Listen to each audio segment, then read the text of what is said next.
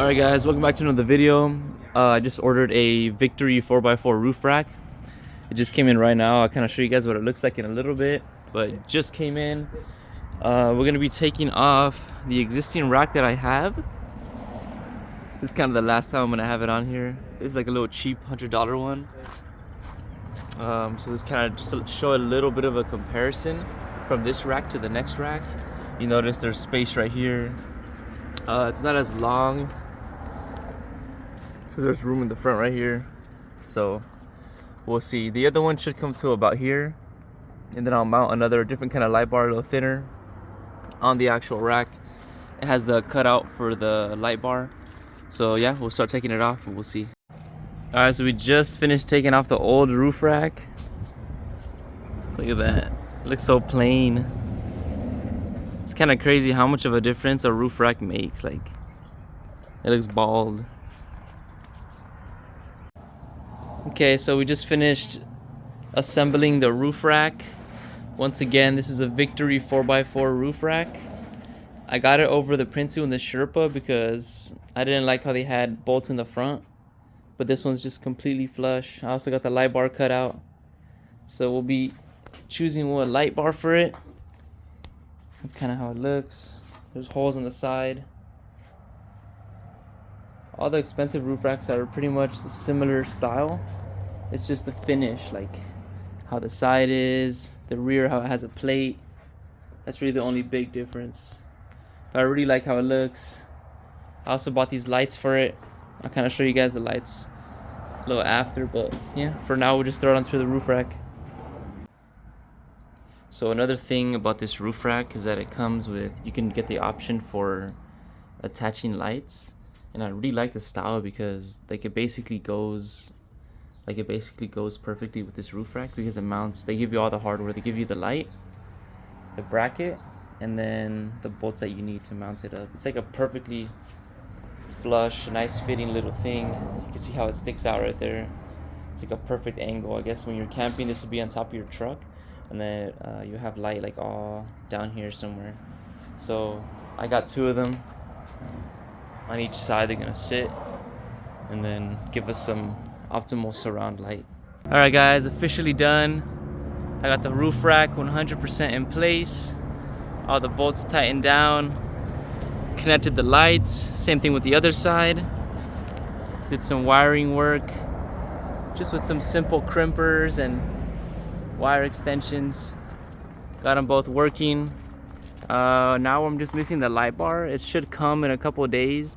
I already have the wire right there for it, so that's why I ran the wire through here into the engine bay, connected to the battery, down through the firewall. This is the light bar one that was already here. This is just temporary, just to get it done today, and then I'll order some actual clips and see if I can swap the wires and have some actual buttons right there. So it works. And I'll be showing you guys a little night review to see how bright the Victory 4x4 light kit is. It would be these right here. See how bright they are in a little bit. Let's test the Victory 4x4 light kit. Here we go.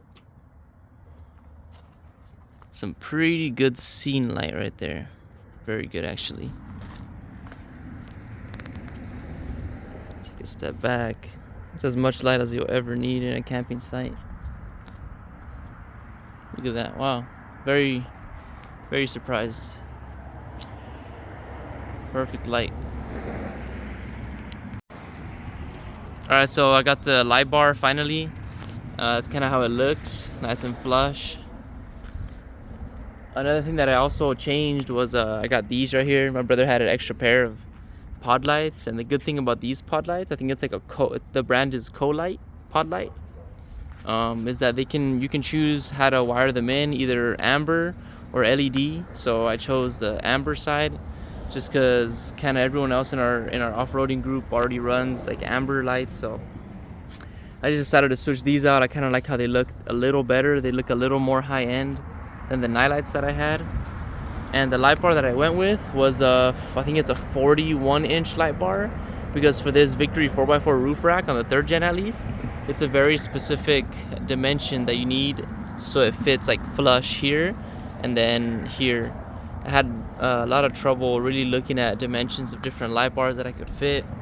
But I saw on a forum that this 41-inch Nilight light bar fits pretty flush, and it's honestly as good of a fitment as you're gonna get.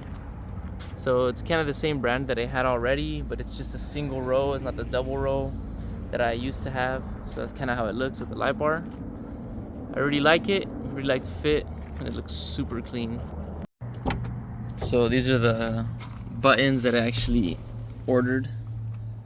As you guys remember before, I had just like a little button right here, and then the random knob that was right there.